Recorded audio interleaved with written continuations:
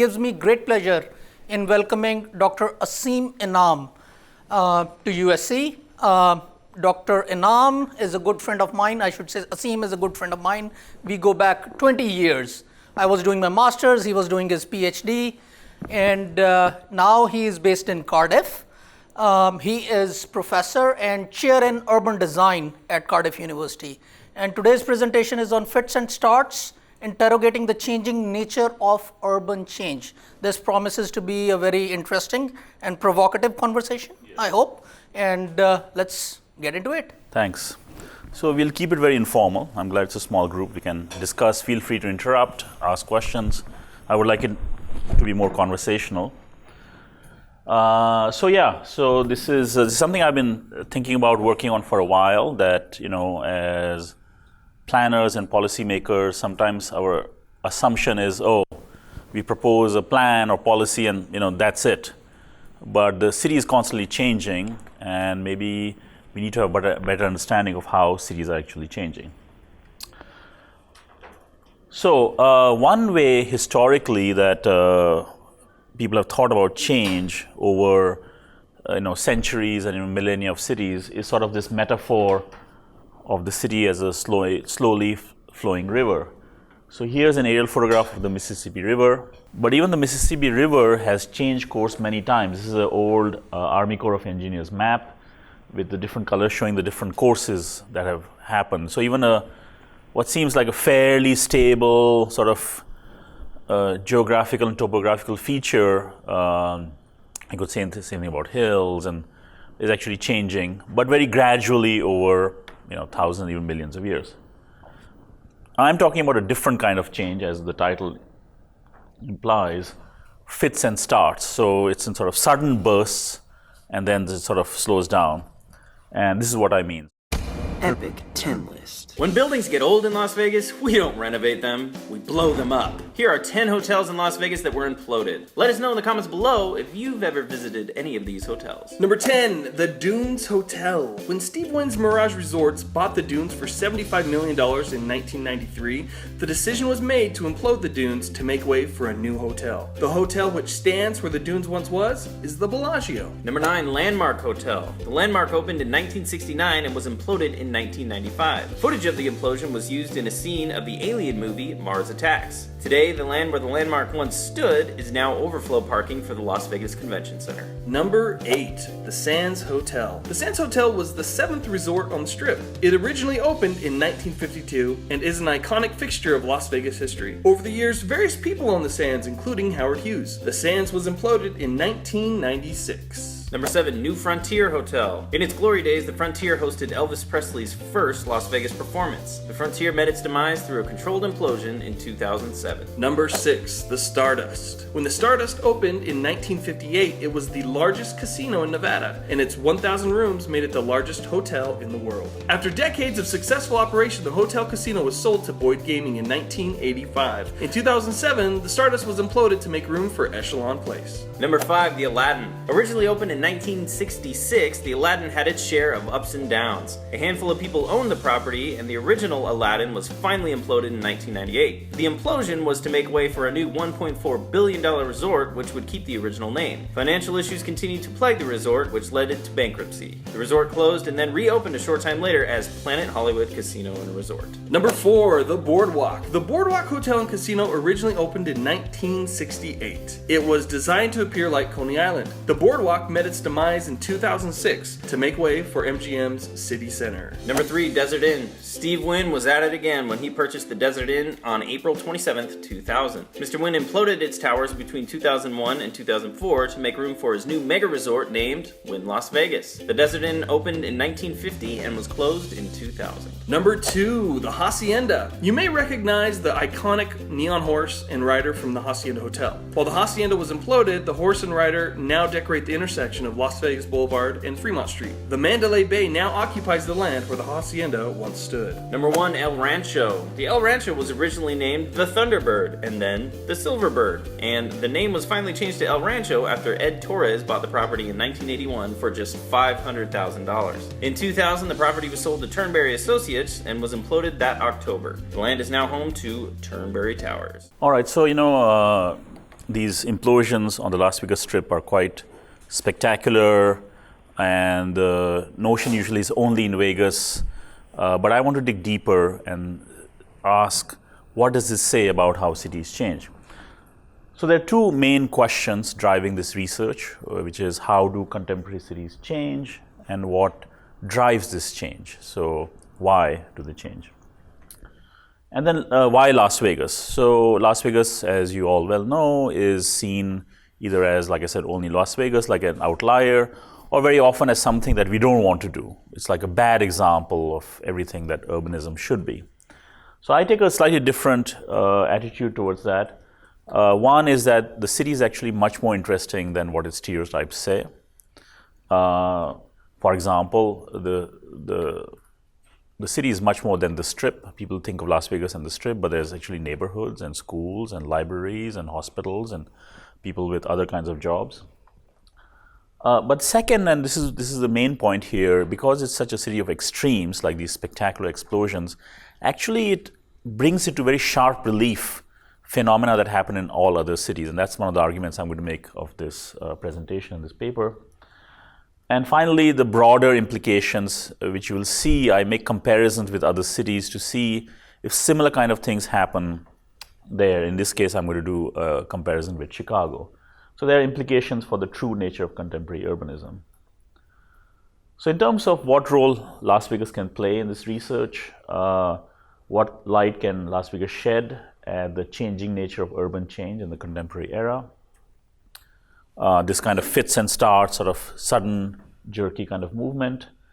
What explains the demolition? So a lot of the implosions you see are actually structurally sound, fully functioning hotel, casino, and resort buildings, which are sometimes just a few decades old. Why are they torn down and new ones are built? And what implications does this have for urban practice? Now, this is a term I use, urban practice. I don't use urban policy or urban planning or urban design, because I have a much more sort of transdisciplinary approach to how cities are shaped, and I think it's many different people with many different backgrounds who work together, which I call urban practice. So urban change has been talked about quite a bit. These are some images from a wonderful book I would highly recommend. Some of you probably know it, Spiro Kostov, The City Shaped. He was one of the first historians of urban design. Conventionally, urban design has been thought about, oh, this is how the Romans designed the cities, this is how the Greeks did it, this is how the Egyptians did it. More focus on form, more of a focus on city as object. Spiro Kostov was one of the first prominent urban design historians to talk about, no, a city is also a process over time, not just a set of objects. So Kostov has talked about, urban planners have talked about it, like Peter Hall, Stephen Ward, most recently Rachel Weber. Geographers have talked about it, David Harvey most famously, talking about circuits of capital and how capital creates change in cities. But also real estate development, Urban Land Institute, they talk about it in particular ways. So all these people come from different points of view. So for example, the last one, Real Estate Development, Urban Land Institute, I know USC has a very well-known, real estate program, and their way of talking about change, if you look at their kind of classical text, is cycles. Change happens in cycles, which I also find a little bit problematic, as if it's sort of a natural cycle. Every 7-8 years there is change. Market economists talk about supply and demand. So each one of them has a kind of explanation for how and why change happens, and I think they might be helpful, but they're all sort of problematic in different ways. So in this, I'm going to talk about two concepts which are, I think, very vital to understanding how the contemporary city in the capitalist economy actually changes. One is obsolescence, and the other is speculation. And you'll notice here I did actually a study. So my approach is, even before I did this particular topic, I've done a lot of research on how, in the capitalist economy, real estate drives change in the city.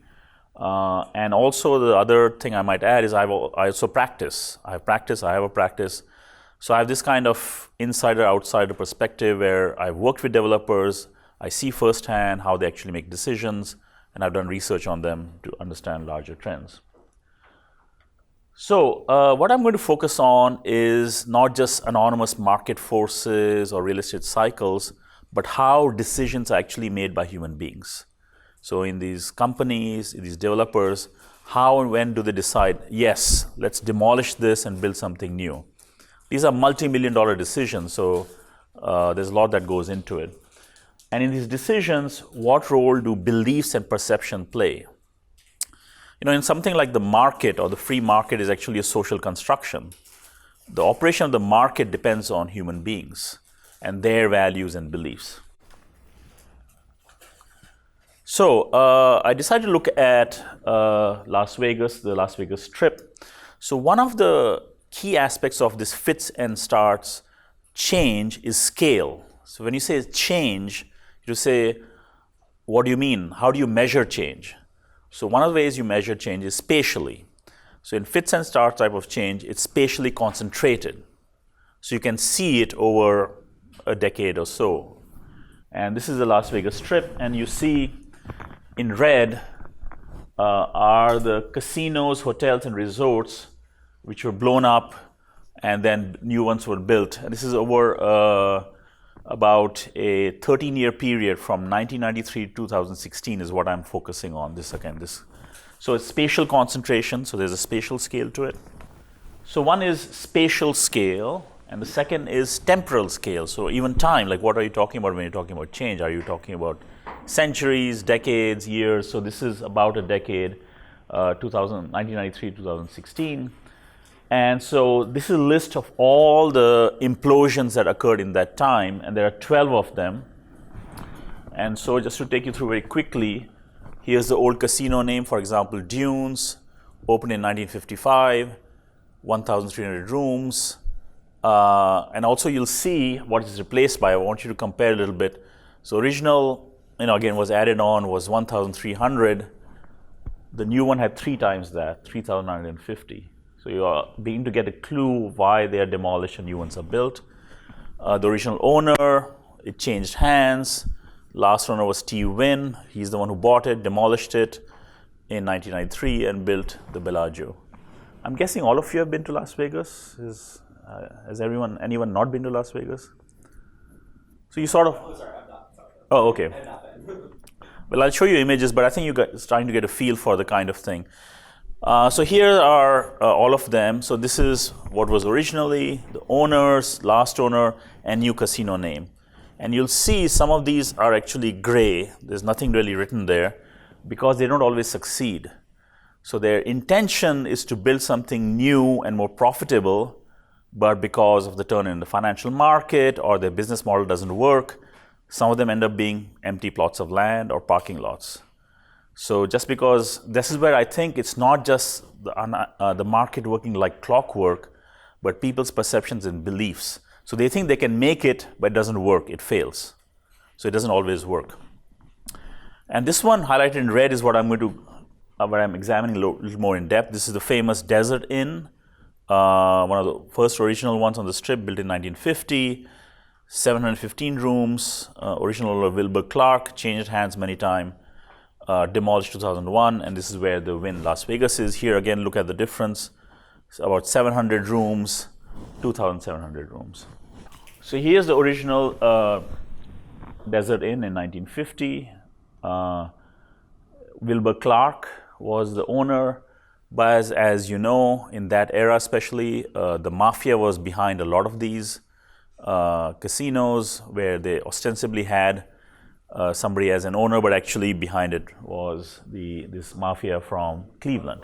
And then, so this is the original image, black and white. You see kind of very low scale, swimming pool, etc. But it's added on to obviously over the years. You see the original building on the right. And so it underwent multiple expansions under multiple owners. So it had, after the original owner, it had 4 other owners.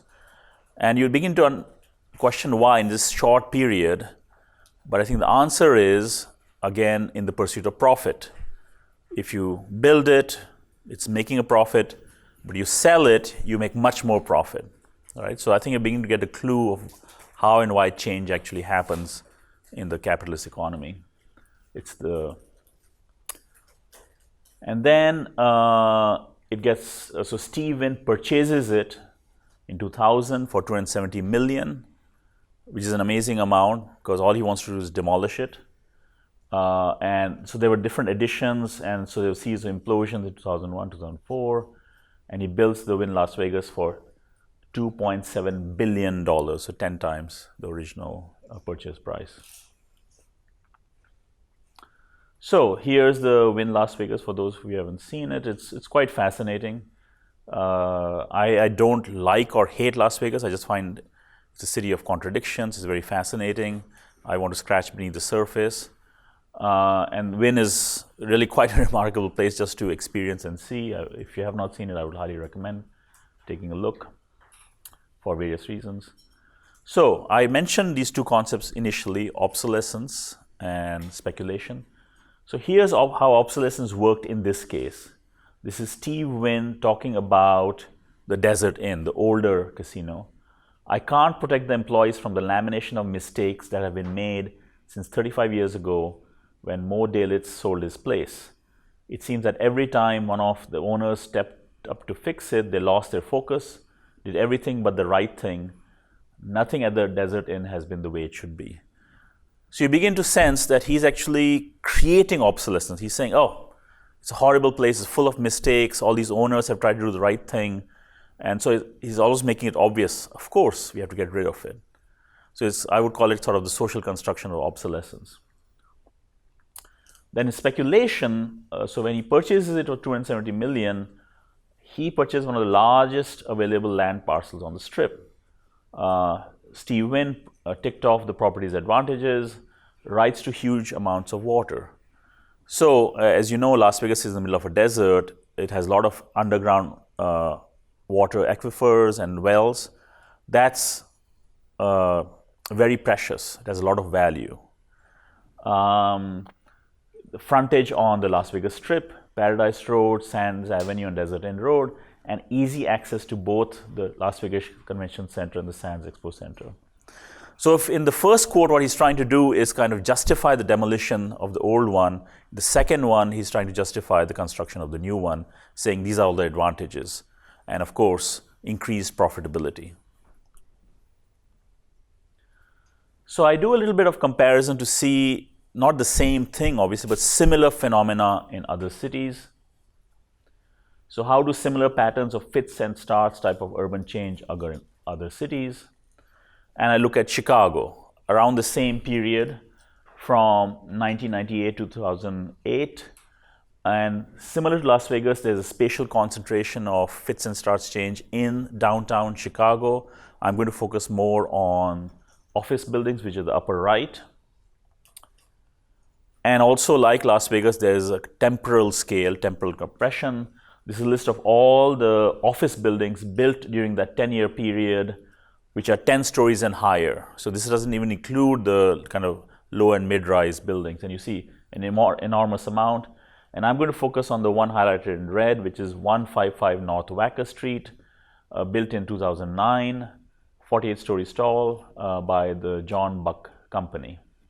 So here's a Google image from 2005. On the left, it used to be a 10-story building. Again, structurally sound, perfectly fine, functioning. In the middle, 2007, the building has been demolished. And on the right, 2016, the new building this new 48-story building has been built. Here's the image. It's the building, the glass building in the middle.